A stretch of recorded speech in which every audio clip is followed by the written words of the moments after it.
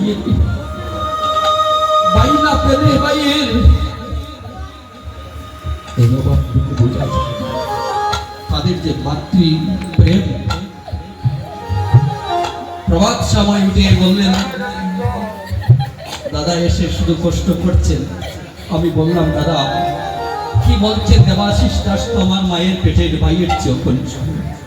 তার কারণ সে যখন কীর্তনিয়া হয়েছে, এই কীর্তনিয়ার কারণে আজ এত ভক্তেরা শ্রদ্ধা ভক্ত মন্ডলী, আপনারা আমাকে হয়তো চিনবেন না। আমার অনেক অভাব দারিদ্রতা নিয়ে জন্ম নিয়েছি। সব জায়গায় কীর্তনে যাওয়ার মতো সময় কিন্তু যদি কোনো কীর্তনে নিমন্ত্রণ আমি ফেরত দিই, তবে রাত্রিতে আমার নেত্র আসে না। মনে হয় এই জগতে এসে মহাপ্রভুর পদে পরিণত হয়ে গেলাম। আমরা প্রার্থনা করি তাদের এই মাতৃপ্রেমটা যেন জন্ম জন্মান্তর হয়ে থাকে।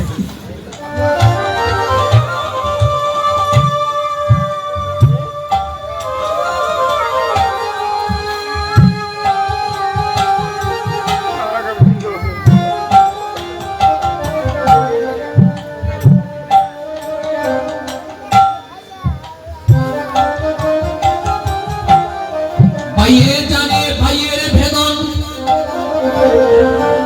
আর জানিবে কে?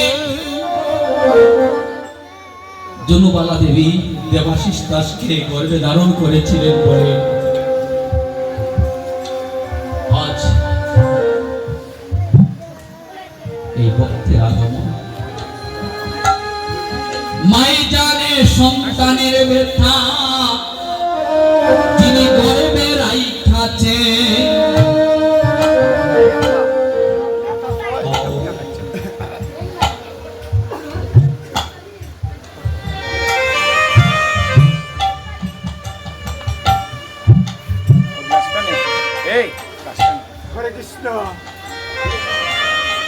গোবিন্দ রাধে রাধে বলে কাঁদছে না রাধে।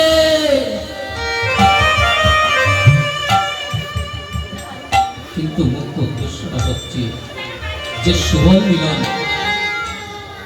এটা আসলে সুবল মিলন না মা, সুবল বেশে রাধা গোবিন্দের মিলন।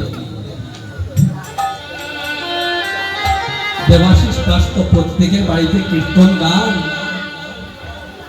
কিন্তু কখনো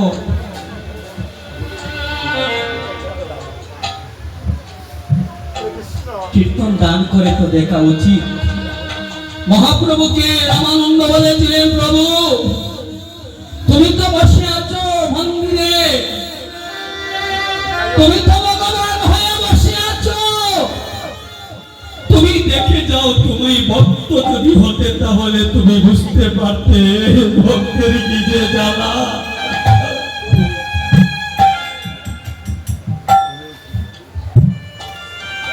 তুমি তো বসে রইলে ঠাকুর করে, তুমি একবার তোমার ভক্তের জ্বালা তুমি বুঝে যাও।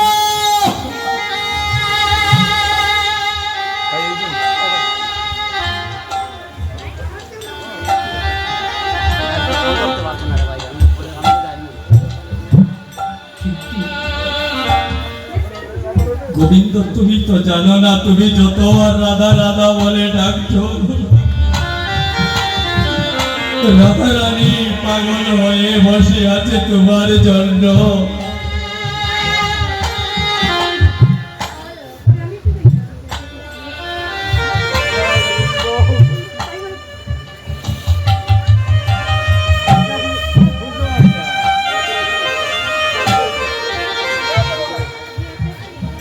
উনি হচ্ছেন দেবাশিস দাসের জ্যেষ্ঠ ভ্রাতা। দাদা আপনাকে চেনার জন্য অনেক ভক্ত অপেক্ষা করছেন।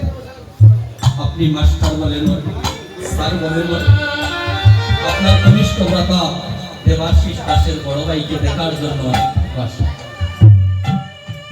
আপনার জনসাধ্য কনিষ্ঠ ভ্রাতা লক্ষণ বলরামকে বলেছিলেন, তুই আমার বড় ভাই।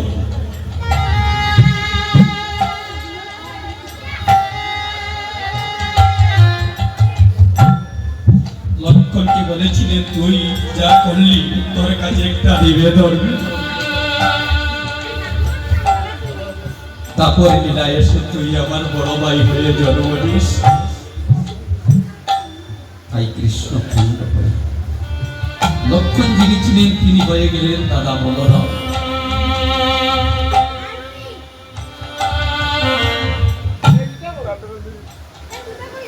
রাধা কৃষ্ণের লীলা কি জানিব নবনারীর দিকে নাগেশী। রাধার মনে বাসনা ছিল আমি যদি সুবল হইতাম, সুবলের মনের বাসনা ছিল আমি যদি রাধা হইতাম। আমাদের প্রত্যেকের জীবনে একটা লালসা আছে, প্রত্যেকের জীবনে বাসনা আছে। এই বাসনা পুরানোর জন্য গোবিন্দ একটা লীলা করে দিলেন। কি লীলা?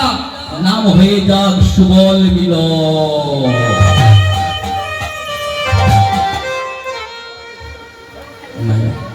আপনারা অনেক লীলায় যান, অনেক লীলা শ্রবণ করেন, লীলা কিন্তু রসমাস্পদ। কখন হয়,